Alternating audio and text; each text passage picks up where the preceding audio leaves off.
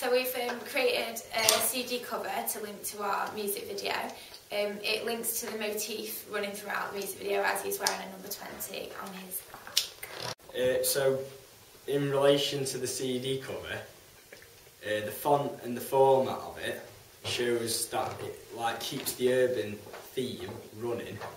So our ancillary text has got the character on the front of it straight away, and he's quite you can see him, but you can't. It doesn't reveal too much, so it keeps with the mysterious character. You don't really know too much about him in the piece, and so it doesn't show too much, but it shows enough to want to buy it.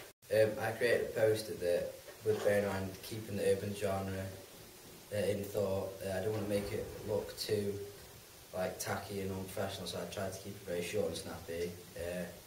I think it works really well as it clearly displays the album cover on the poster. The poster also looks very professional as it has the date issued as a normal, typical music poster or promotion would look like in maybe FHM or a music selling magazine.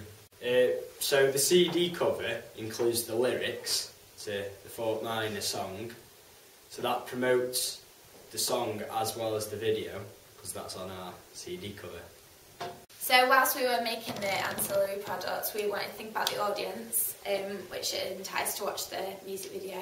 It's got a strong female market, as the actor is obviously male, so females might be attracted to the male, and also it creates a male market as it's quite a motivational music video, which you can also see on the ancillary product as he's wearing sports kit, which a lot of males can relate to.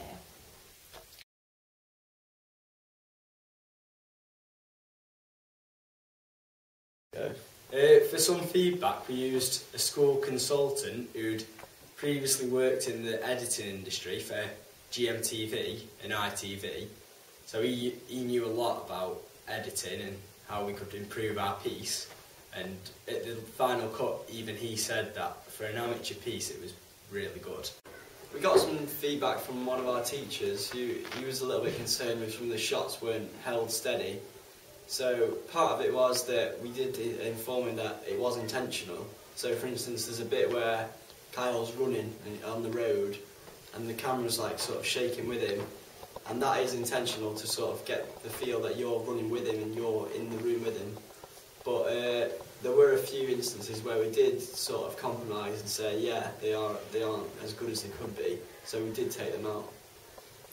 We were criticised about blurring too much of our shots, but I think it works really well, and it also adds to that mysterious feel of the characters, how he's such an unorthodox person. It really has to the effect. In our first cut of our music video, we tried to link 3 different cuts into one picture, which we found out didn't work very well when we showed it to our first audience, as we wanted to try and create a different aspect of technology into it by putting everything in one frame, but it didn't work as well and it didn't keep into the cohesive effect of the music video.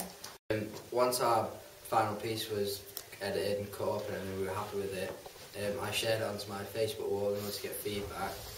It received a phenomenal amount of feedback with 12 comments, all positive, and over 45 people liked it, which is very, very pleasing for us to see. We conducted some interviews to get a little bit of feedback on our video. Here we are. So he was training for a big rugby event or something, and then obviously he was training harder and harder to try and make sure that he did best in it. I thought the gym scenes were really effective, and I thought the parts where the character was hitting the tackle bags were effective. I thought though there might have been a little bit too much blurring in the video. It made it a little bit unclear. It made you feel motivated. I think how he started to train harder as he got through the music video was pretty good, and then it started to flicker with how the light went with it and that. Yeah, it was a bit the running scene was a bit like Rocky, and the whole action scene was a bit like Rocky.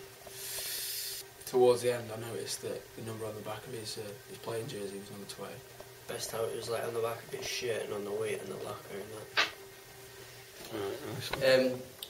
We were criticised after our first cup for having enough rugby, so the four of us went back to the drawing board and we thought of how we could get more rugby into our piece. So we went back and we thought we'd change the location and go to the first team pitch. We thought of additional rugby drills that we all do like in practice and stuff, and we thought, how can we take them but still keeping the ability of him working on his own into our piece? And so we decided to work on the tackle bags, a bit more kicking and like a bit more SAQ agility training and sports hall. So some of the feedback that we got straight away was that the camera didn't look like it wasn't in focus, or it wasn't as sharp as it could be. So for instance, there was a part in the, I think it was the sports hall, where a few of the drills looked a little bit like blurry. So we took it upon ourselves we weren't happy with it ourselves, so we actually reshot it. And there was a bit with the tracking shot where Kyle's doing the hurdles, which I think looks a lot more effective to what it previously did.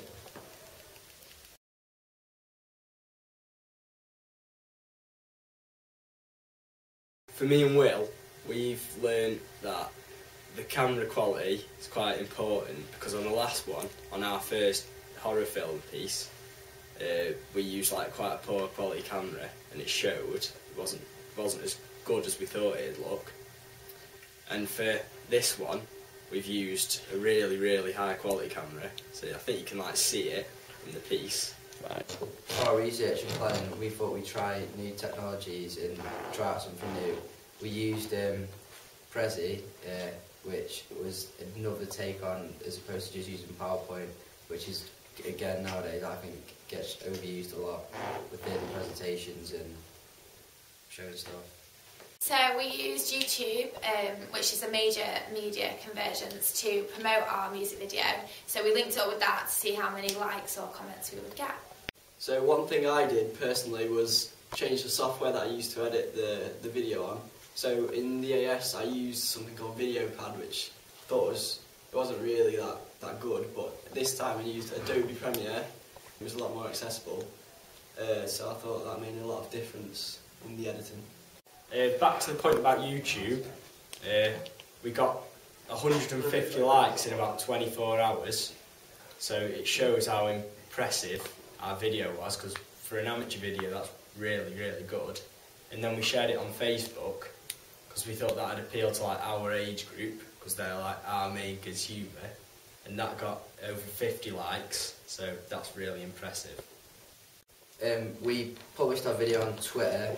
We thought, as it is the fastest growing social networking site, it would be the best way to produce and promote our piece as a whole, so that's why I went on.